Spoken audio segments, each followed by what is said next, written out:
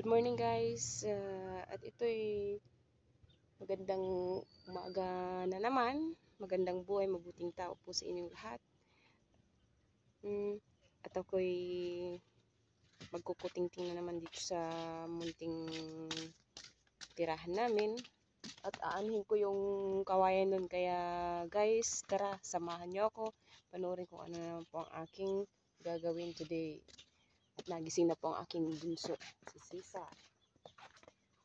Guys, Cesar, huwag na yun anak ko. Kailangan kong putulin kasi ito.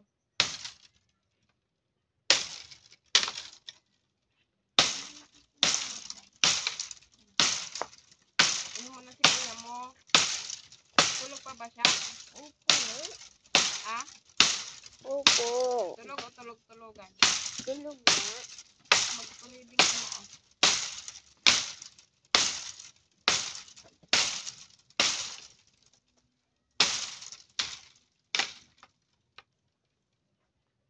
Tingnan mo ah. Tulog na. Ito. Ito yun. Alin mo na yung babasahin mo dyan.